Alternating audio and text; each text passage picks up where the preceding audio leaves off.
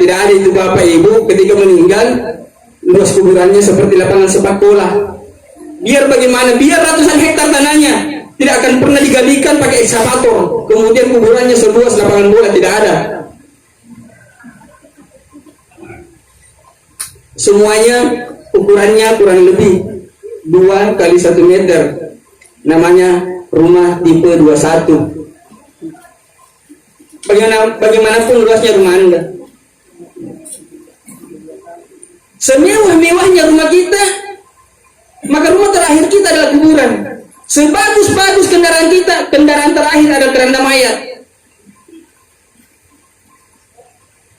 Itu kendaraan terakhir kita. Lalu apa yang akan kita banggakan? Apa yang kita banggakan ketika menghadap kepada Allah Subhanahu wa Ta'ala? Maka persiapkanlah mati yang indah. Kuburan, ketika kita masuk ada 2 kemungkinan. Karena ada orang yang dikubur, kuburannya itu luas, sejauh mata memandang. Ada juga orang kuburannya ketika ia masuk ke dalam kuburan sempit, disempitkan oleh Allah Subhanahu wa Ta'ala sampai tulang-tulangnya remuk. Oleh karena itu yang kita perlukan untuk menghadapi kematian yang indah adalah amanu wa amilus sholihat, beriman dan beramal soleh. Iman tidak cukup. Tidak cukup itu kita hanya percaya kepada Allah Subhanahu wa Ta'ala, tapi tidak ada amal. Iman itu dengan amal ibarat pohon. Imannya adalah akar, amalnya adalah buah. Semakin bagus akarnya tertanam menghujam ke tanah untuk mencari makan, semakin bagus buah yang dihasilkan. Artinya kalau kita lihat ada pohon buahnya kurang bagus, periksa akarnya. Tidak bagus, itu dia punya akar. Artinya kalau ada orang amalnya tidak bagus, dia hanya beramal buruk, periksa imannya kurang bagus. Makanya Rasulullah SAW ketika menyampaikan kepada kita tentang bagaimana memilih jodoh, yang dia tekankan adalah pilih agamanya, karena agama ini akan menyelamatkan kita. Iman ini akan menyelamatkan kita. Bukan hartanya, bukan kecantikannya, bukan garis keturunan, tapi agamanya. Dan inilah yang terpenting. Allah Subhanahu wa Ta'ala seringkali merangkaikan aminu wa amilus sholihat dalam Al-Quran. Beriman dan beramal soleh. Iman tidak cukup untuk memasukkan kita ke dalam surga, karena sekiranya hanya iman saja memasukkan orang ke dalam surga, maka yang pertama kali masuk ke dalam surga itu iblis. Bapak ibu, iblis itu beriman.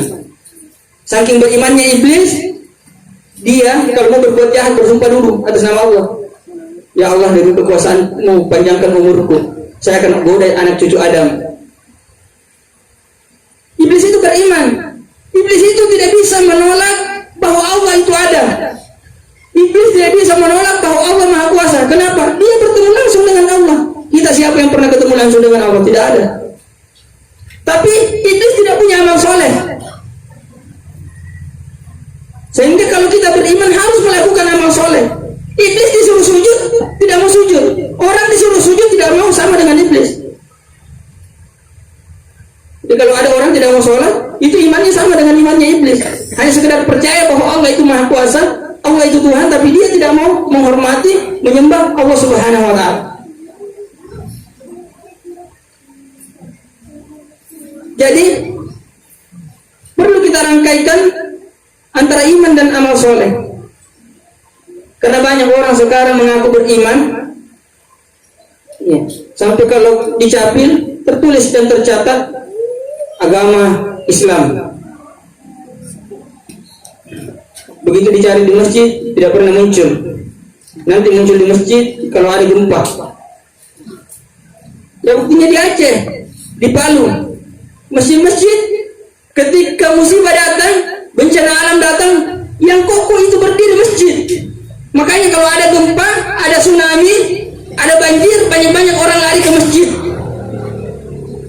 Makanya ada nanti satu waktu itu masjid itu penuh, walaupun bukan waktu sholat. Di saat bencana alam datang, baru itu penuh masjid. Tapi di saat kondisi stabil, normal-normal saja, biar azan, susah kita melangkah ke masjid. Coba sampai hari Jumat saja, kan ada masjid itu kalau azan 2 kali di hari Jumat. Tapi coba lihat, masih ada juga laki-laki yang tidak pergi sholat Jumat. Ada ustaz yang bilang, kalau begitu kasih cukup 4 kali azan. Saya bilang tidak perlu 4 kali azan, biar 1000 kali. Kalau dia tidak mau pergi sholat, tidak akan pergi sholat. Ada lagi yang pergi sholat, khutbah orang di dalam, dia khutbah juga di luar, sambil merokok lagi. Kalau Rasulullah SAW ingatkan, siapa berkata-kata atau melakukan sesuatu yang tidak perlu ketika khatib naik di atas mimbar, maka Jumatnya sia-sia. Malah ada yang masuk nanti khatib membaca barakallahu li wa lakum bil Qur'anil azim wa nafa'ani wa iyyakum bihi minal ayati wa dzikril hakim. Baru dia masuk. Setelah hati berdoa, mudah-mudahan diberkahi, mudah-mudahan Allah memberkahi. Mereka masuk hanya ingin mendapatkan doa berkah, padahal dia tidak dapat berkah. Kenapa? Malaikat itu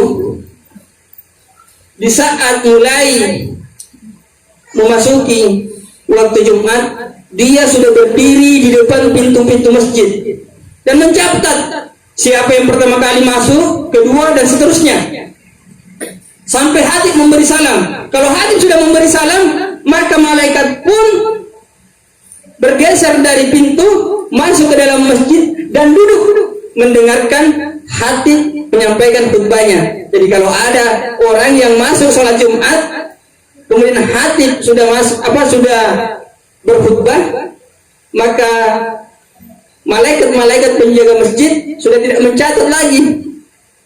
Kenapa terlambat? Seperti kalau kita sekolah, kalau sudah selesai di absen, baru itu murid atau mahasiswa datang, sudah tidak dicatat sebagai orang yang hadir.